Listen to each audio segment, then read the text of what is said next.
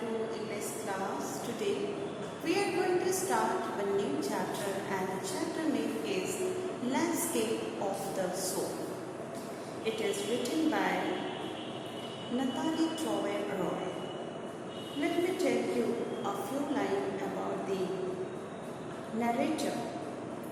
So, Nathalie Trouvé-Roy was born on 2nd February 1975 in Argentina, which is in Southern America.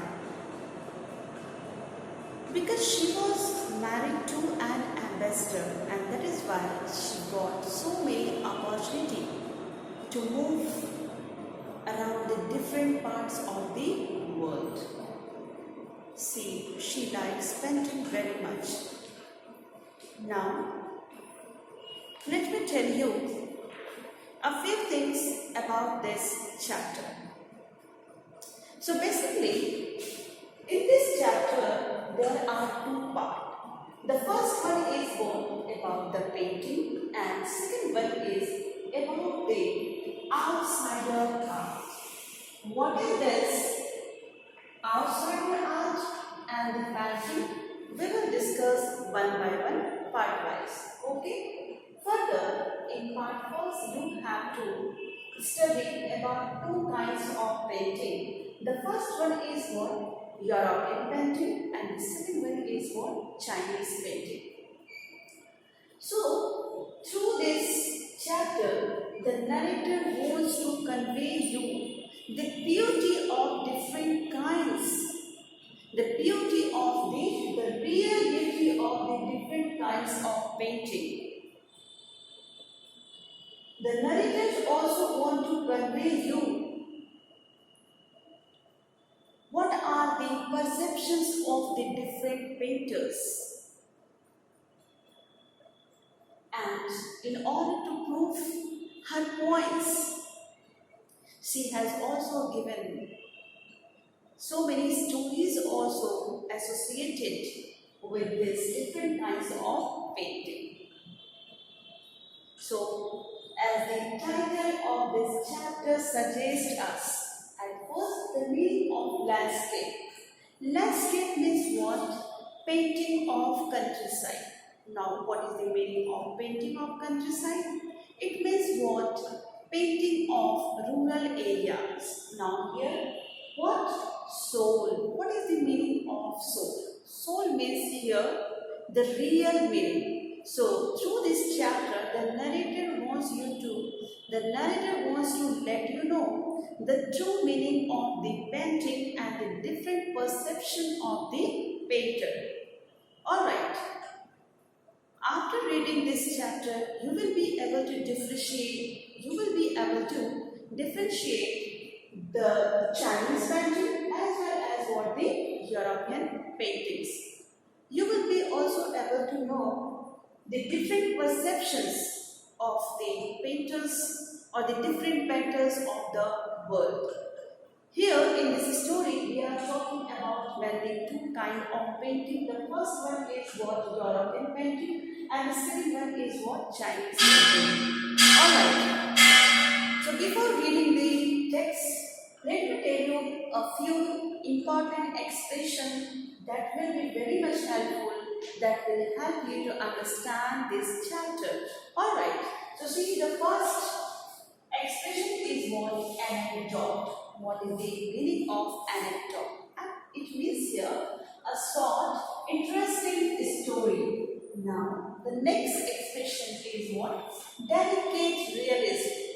Delicate realism means the quality of an art that looks real. When you paint something, when you make something, and if it looks just like a real one, that concept is known as delicate realism. Now the next one is figurative painting. Figurative paintings means metaphoric representation.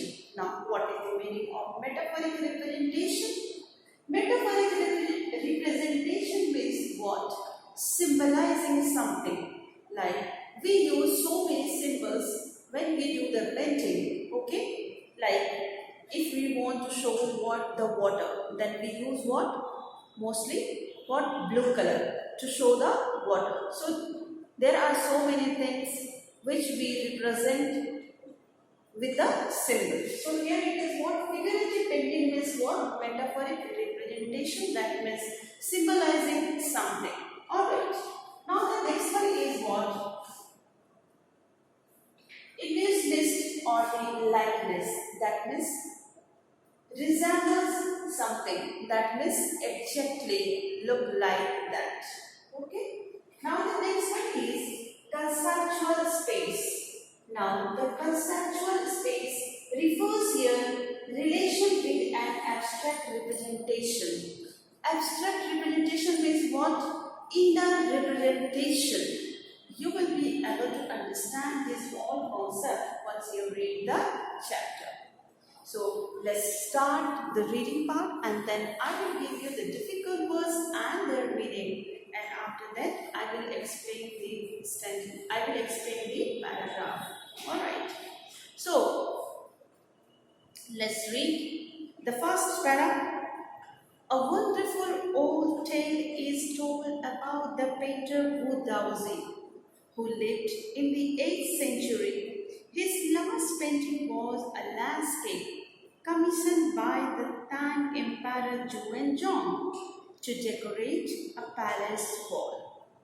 The master had hidden his work behind a screen so only the emperor would see it. For a long while, the emperor admired the wonderful scene, discovering forests, high mountains, waterfalls, clouds floating in an immense sky, men on hilly paths, birds in flight. So, what happens? At first, we will see here the difficult words and their meaning, and then I will give you explanation on this paragraph. Can you write down the difficult words and their meaning? Here, the difficult word is wonderful. What is the meaning of wonderful? Wonderful means what? Something which is very much fantastic. Fantastic. Alright. Now the next one is what? Tale. What is the meaning of tale? It means what? Story. Next difficult word is here what? Commission. C-O and double M-I-S-S-I-O-N-D. Commission. Commission means what? Order. Order. Now, the next difficult word is here what? Immense. Immense means what? Huge. Immense means what? Huge, very big in size. Alright. Now the next difficult word is what? Dwells.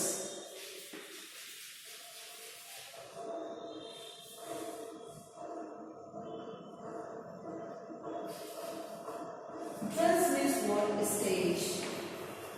Stays. Alright. To live somewhere. Now, there is one more difficult word given here. Vanished. Vanished means what? Disappear.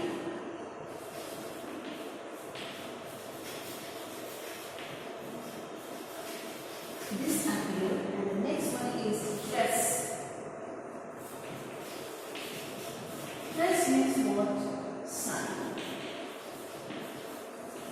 Then next single dress we can say also.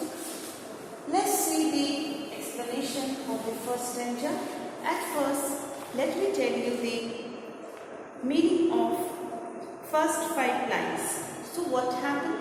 A wonderful old tale is told about the painter Wu Daozi, who lived in the 8th century. His last painting was a landscape commissioned by the Tang Emperor Aurangzeb, Tang Emperor Zhuanzong, to decorate a palace wall.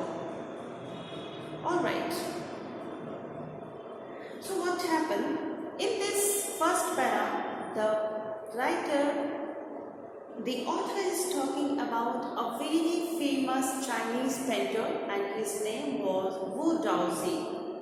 He was painter in the 8th century. He was painter of 8th century. So what happened?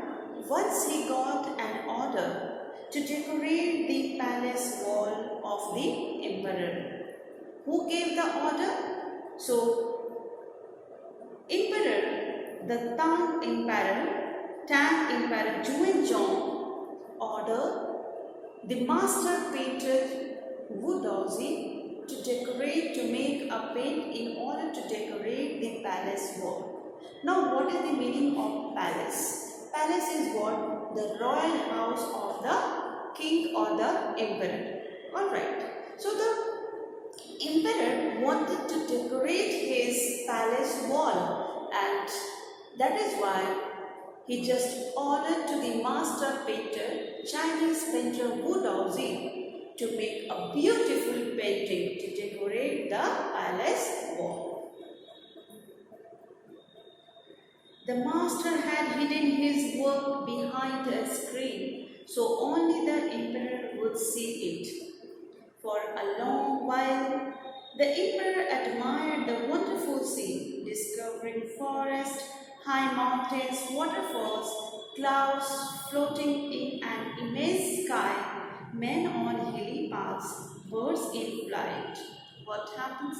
After getting the order, the master painter started his work, and once he completed the painting work, he just informed to the emperor to show his painting work, and he wanted his appreciation. He wanted to get appreciation from the emperor. So he just painted a beautiful painting, and he painted so many things in his work.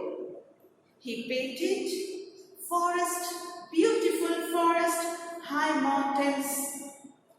He also painted beautiful waterfall, clouds, and the huge sky. He also painted men on hilly paths, or he also painted the birds which were flying in the sky.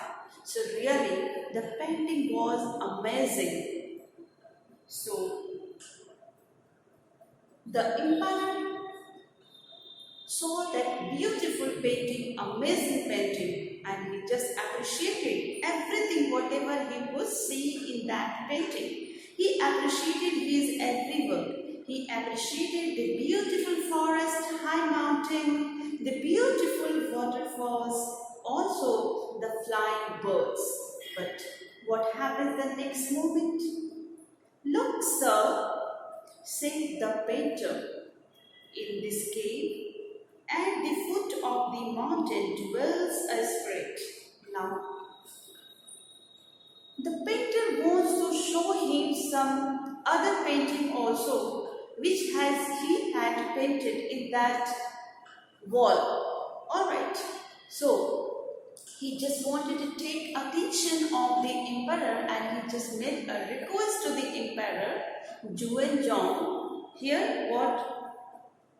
Wu Daozi made a request to Emperor Juanzhong to see towards the foot of the mountain. He just requested, "Sir, please look at the foot of the mountain, the cave, the beautiful cave."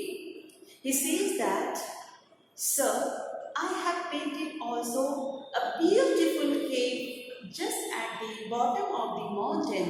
Please see that beautiful cave also."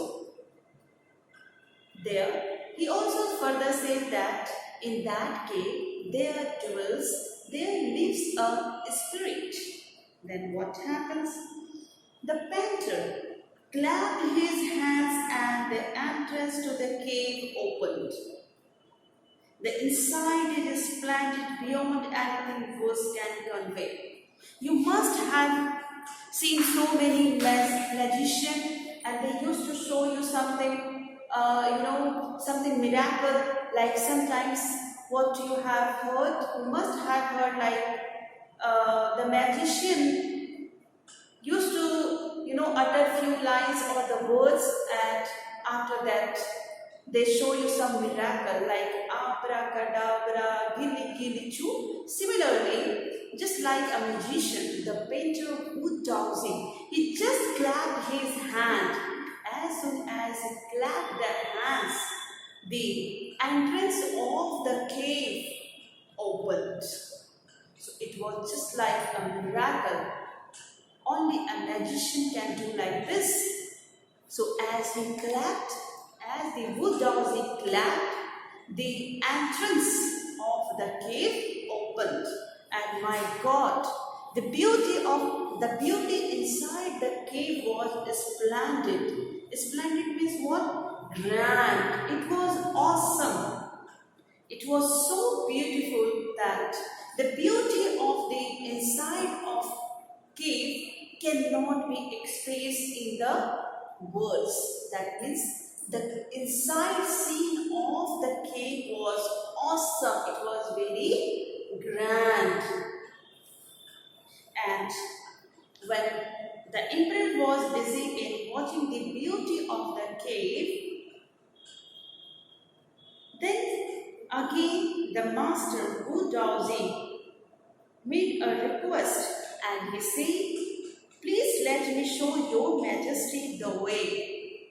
The painter entered the cave, but the entrance closed behind him, and before the astonished emperor could move or utter a word, the painting had vanished from the wall. Not a trace of Wu Daoxing's brush was left, and the artist was never seen again in this world. So what happened? As he just clapped his hand, the entrance of the cave opened, and then he made a request to the emperor, "Your Majesty, let me show you the path." Actually, the painter wanted to go inside the cave, and the painter also wanted to take the emperor inside the cave to see the beautiful or the more beauty inside, which was inside the cave. So he just made a request. But as the painter entered into the cave, the entrance closed. As he entered into the cave, the door or the entrance closed suddenly, and the emperor was astonished. He became surprised to see what is happening here and there. Why he became very much surprised? Because as the entrance closed, the painting also had vanished from the wall. Not only the painting, even there was not a single trace of Wu Daoxing's brush was left there. That means when after entering into the cave, as the painter Wu Daoxing entered into the cave, inside the cave, suddenly the entrance closed, and as the entrance is closed and the entrance closed behind him, the painting which was made by the painter, by the Wu Daoxing, also vanished, also disappeared from the wall. There was nothing left outside. Like in general sense, what happens whenever we do painting work, we have to use what? Painting. We have to use what? The painting brush, different kinds of color, and the canvas. But what happened? Because the emperor found nothing outside. Even the painting brush was not left outside. And this scene made